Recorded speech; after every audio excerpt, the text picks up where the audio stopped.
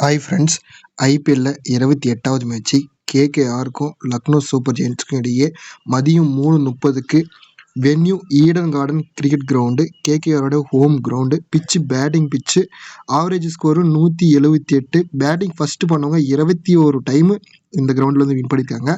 So first batting பிடிக்கிறவங்க அதிக அளவு run அடிச்சிடுறாங்க. அதை சேஸ் பண்ணுற டீமால் அந்த பர்டிகுலர் ரன்னை வந்து சேஸ் பண்ண முடியாமல் லாஸ் பண்ணிடுறாங்க இந்த கிரவுண்டை பொறுத்த வரைக்கும். சரி வாங்க, இந்த மேட்சுக்கான பர்சன்டேஜ் வைஸ் அதிகமாக இருக்கக்கூடிய பிளேயர்ஸ் யார் யாரெல்லாம் ஃப்ளாப் ஆகிறதுக்கான வாய்ப்புகள் இருக்குது, கீ பேட்டில் என்ன, வென்யூ லீடர் யாருன்றதை ஃபுல் டீட்டெயிலாக பார்க்கலாம்.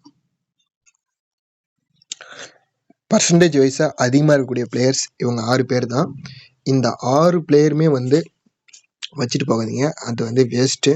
இந்த 6 பிளேயரில் நம்ம எப்படி மோஸ்ட்லி 2, 3, 4 இல்லைனா 5 இதில் ஏதோ ஒரு பேட்டர்ன் வந்து கிளிக் ஆகும். மேபி 2 பிளேயர் ட்ரீம் டீம் வரலாம், 3 பிளேயர், 4 பிளேயர், 5 பிளேயர்.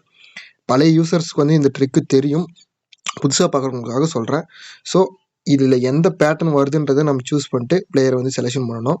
அது வந்து நம்ம கணிப்பில் தான் இருக்குது. ஏன்னா இந்த பேட்டர்னில் நம்ம பிடிச்சா மட்டும்தான் கிராண்ட் லீக் வந்து வின் பண்ண முடியும். அதே போல் யாரெல்லாம் ஃப்ளாப் ஆகிறதுக்கான வாய்ப்புகள் இருக்குன்னு என்னுடைய ஒப்பீனியனில் நான் சொல்லிடுறேன். ஃபஸ்ட்டு வந்து பார்த்தீங்கன்னா, எதுக்காக இந்த 6 பிளேயரை இவ்வளோ பேர் வந்து சூஸ் பண்ணியிருக்காங்க ரீசனை வந்து நான் சொல்லிடுறேன். குயின்டன் டி காக் கேகேஆருக்கு எதிராக மட்டும் 445 ரன் அடிச்சிருக்காரு. ஜஸ்ட்டு அவருக்கு வந்து ஒரு 55 ரன் அடித்தா போதும், கேகேஆருக்கு எதிராக மட்டுமே 500 ரன் வந்து ரீச் பண்ணுவார். ஸோ அதற்காக வந்து குயின்டன் டி காக்கு பிக் பண்ணியிருக்காங்க. நெக்ஸ்ட் பிளேயர் பார்த்தீங்கன்னா கேஎல் ராகுல் 451 ரன் அடிச்சிருக்காரு கேகேஆருக்கு எதிராக மட்டும்.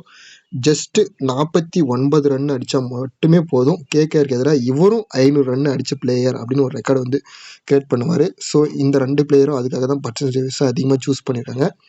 நெக்ஸ்ட் பிளேயர் பார்த்தீங்கன்னா ஆண்ட்ரே ரசிலை பொறுத்த வரைக்கும் சொல்லணும்னா, இந்த கேகேஆர் கிரவுண்டில் 37 மேட்ச்சில் 868 ரன் அடிச்சிருக்காரு. ஸோ இந்த கேகேஆர் ஈடன் கார்டன் அப்படின்னாவே ரசிலுடைய அந்த ஃபாஸ்டஸ்ட் 50 வந்து பார்க்கலாம். ஸோ அதுக்காக பிக் பண்ணியிருக்காங்க ரசில் ஹை பர்சன்டேஜில். அதே போல் லாஸ்ட் மேட்ச் வேறு ஃப்ளாப் ஆகிருக்காரு. ஸோ இந்த மேட்ச் கண்டிப்பாக ட்ரீம் டீம் வருவார்னு ஒரு எதிர்பார்ப்புனால ரசிலை வந்து எடுத்திருக்காங்க. நெக்ஸ்ட் பிளேயர் நம்ம யார் சொல்லணும்னா சுனில் நரேன். 53 மேட்ச்சில் 62 விக்கெட் எடுத்திருக்காருங்க.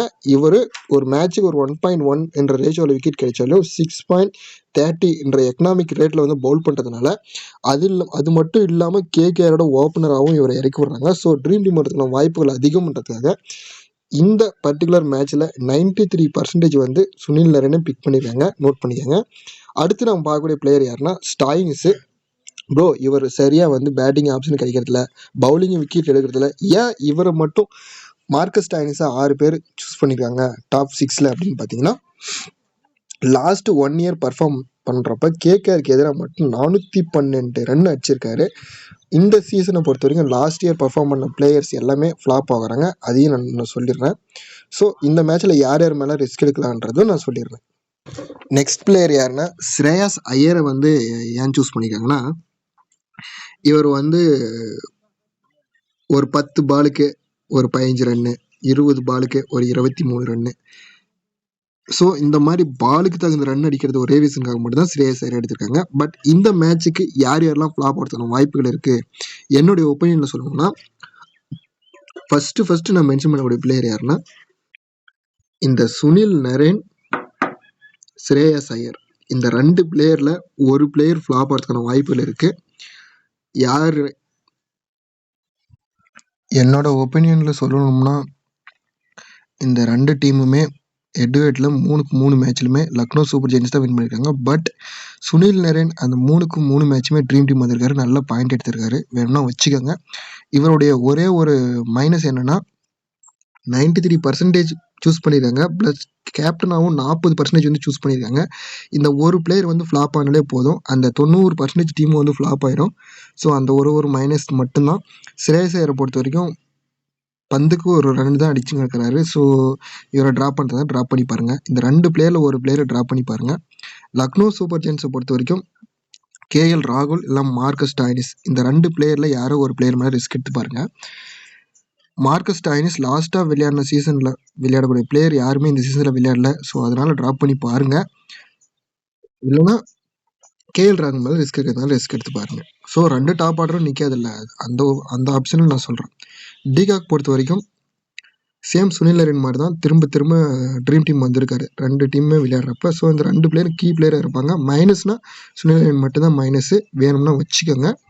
ரொம்ப ரிஸ்க் எடுக்க ரொம்ப அப்படின்னா ரிஸ்க் எடுத்து பாருங்கள். அவ்வளோதான். பர்சன்டேஜ் வைஸில் லோவாக இருக்கக்கூடிய பிளேயர்ஸ் யாருன்னு பார்க்கலாம். அதில் யாரெல்லாம் ட்ரீம் டீம் வரதுக்குலாம் வாய்ப்புகள் இருக்குன்னு பார்க்கலாம்.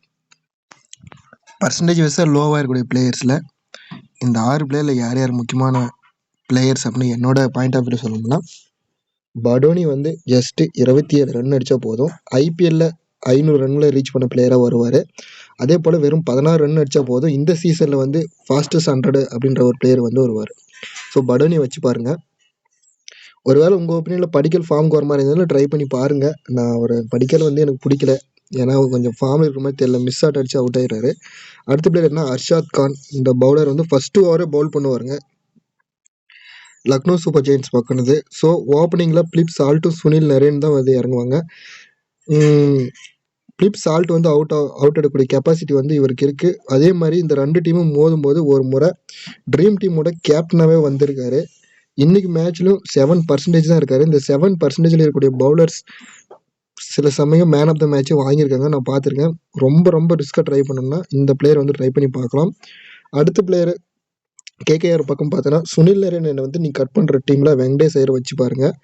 இல்லை வேணும்னா ட்ராப் பண்ணிக்கோங்க. அடுத்த பிளேயர் யாருன்னா ரமன்தீப் சிங்.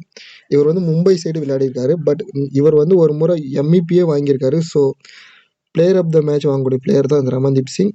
வாய்ப்பு அதிகமாக கிடைக்கிறதுல மேபி ரொம்ப ரொம்ப ரிஸ்க்காக ட்ரை பண்ணுறவங்களாம் இந்தியாரெலாம் இந்த மாதிரி பிளேயர் வந்து ட்ரை பண்ணி பார்ப்பாங்க. நெக்ஸ்ட்டு ஃபேண்டசியில் இருக்கக்கூடிய அந்த டாப் 11 பிளேயர்ஸ் பார்க்கலாம். நிக்லஸ் புரானை பொறுத்த வரைக்கும் சொல்லணும்னா 52 ரன் அடித்தா போதும். அவருடைய ஐபிஎல் கரியரில் 1500 ரன்களை வந்து ரீச் பண்ணுவார். ஸோ மேலே இருக்கிற பிளேயர்ஸில் யாரெல்லாம் ட்ராப் பண்ணலாம் அப்படின்னா, ஸ்ரேயஸ் ஐயரை ட்ராப் பண்ணி பாருங்கள், பிலிப் சால்ட்டை ட்ராப் பண்ணி பாருங்கள். நான் ஏற்கனவே சொன்ன மாதிரி லாஸ்ட் இயரில் பர்ஃபார்ம் பண்ண பிளேயர்ஸ் இந்த சீசனில் பர்ஃபார்ம் பண்ணுறதில்ல. ஸோ அதனால் ஸ்டாயின்ஸை வந்து ட்ராப் பண்ணி பாருங்கள். அடுத்த ரிஸ்க் எடுக்கிற பிளேயர் யாருன்னா ஸ்டார்சி மேலே ரிஸ்க் எடுத்து பாருங்கள். ஏன்னா ரவி பிஷ்ணன் நல்ல ஃபார்மில் இருக்கார். மேபி ஒரு விக்கெட் கிடச்சி ஒரு கேட்ச் பிடிச்சா கூட ட்ரீம் டீம் வந்துடுவார். யாஸ் தாகரை பொறுத்த வரைக்கும் இந்த சீசனில் 7 விக்கெட் எடுத்திருக்காரு.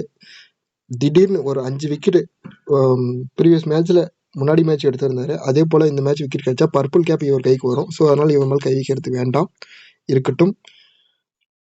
ரிஸ்க் எடுக்கக்கூடிய பிளேயர்னால் அவ்வளோதான்.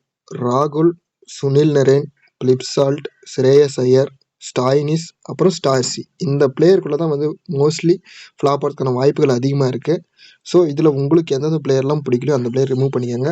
டீம் வந்து கிரியேட் பண்ணுறப்போ எப்பவுமே உங்களுடைய ஒப்பீனியனில் வந்து டீம் எடுங்க. யாருக்கும் வந்து காசு கொடுத்து நான் உங்களை ஜெயிக்க வைக்கிறேன் அப்படின்னு சொல்லிட்டு யாராவது காசு கொடுங்க அப்படின்னு சொல்லி கேட்டாங்கன்னா ஒரு பைசா கூட கொடுக்காதீங்க, அது வேஸ்ட்டு. ஏன்னா ட்ரீம் 11 பொறுத்த வரைக்கும் அந்த பேட்டர்ன் பிடிக்கிறது ரொம்ப ரொம்ப கஷ்டமாக இருக்கும். அந்த பேட்டர்னை வந்து நீங்கள் பிடிச்சாவே போதும், உங்களால் வின் பண்ண முடியும். அதனால் யாருக்கும் காசு கொடுத்து ஏமாறாதீங்க. வீடியோக்கு சப்போர்ட் பண்ணி சப்ஸ்கிரைப் பண்ணுங்கள், லைக் பண்ணுங்கள், உங்கள் ஃப்ரெண்ட்ஸுக்கு ஷேர் பண்ணுங்கள். தேங்க்ஸ் ஃபார் வாட்சிங்.